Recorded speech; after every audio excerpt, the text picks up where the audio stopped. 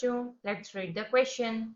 Find the species having highest value of magnetic moment in their ground state.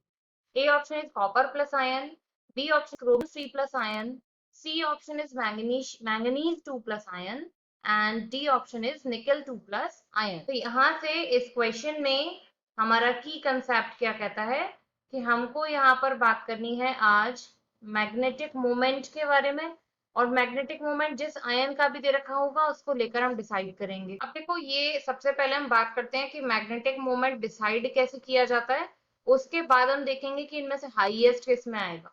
तो देखो, यहाँ पर हम बात करें कि more the number of electrons में कंसीडर करते हैं, तो यहाँ से हम डेफिनेशन लिखते हैं more the number of unpaired electrons more will be the magnetic moment. हालांकि ये सिर्फ एक थियोरेटिकली लाइन सही है, अगर आपको इसे कैलकुलेट करके देखना है तो फिर इसका एक फॉर्मूला है, उसके बेसिस पर हम इसे डिसाइड करेंगे।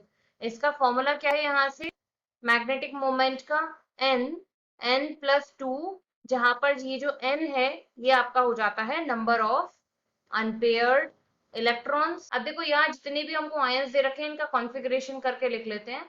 तो अगर हम Cu प्लस की बात करें तो यहाँ पर Cu प्लस आपका हो जाता है Ar और 3d10। फिर इसके साथ ही अगर हम बात कर रहे हैं क्रोमियम 3 प्लस आयन के बारे में, तो ये आपका हो जाएगा यहाँ से आर्गन 3d3। इसके बाद नेक्स्ट हमको दिया हुआ है यहाँ से Mn2 प्लस, तो इसका आप कॉन्फ़िगरेशन करेंगे यहाँ से आर्गन 3d5, और लास्ट में आपका हो जाता है यहाँ से निकेल 2 प्लस। तो निकेल 2 प्लस पर आप कॉन्फ़िगरेशन करेंगे यहाँ से Ar 3d8।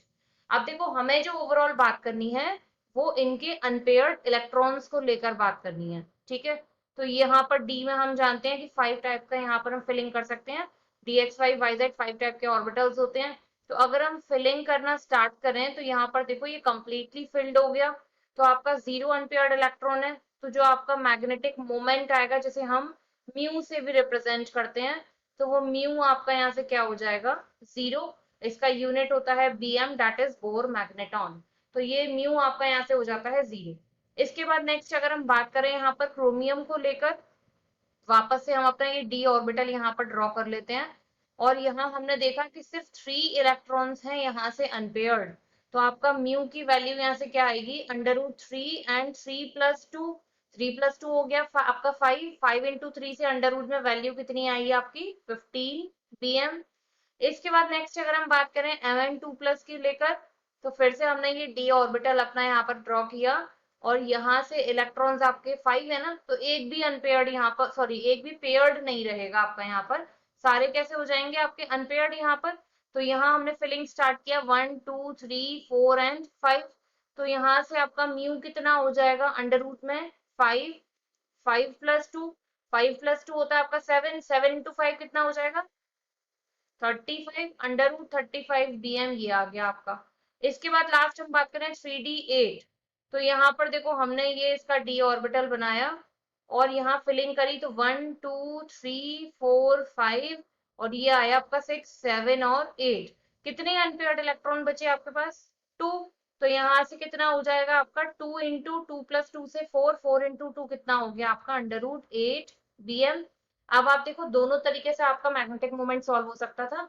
अगर आप देखते हैं अनपेयर्ड इलेक्ट्रॉन तो भी मैंगनीज 2 प्लस में ज्यादा है, अगर आप डायरेक्टली म्यू के थ्रू उसका फॉर्म मैथमेटिकली कैलकुलेट करना चाहें तो भी आपका आंसर यहाँ से बिल्कुल ठीक हो जाएगा।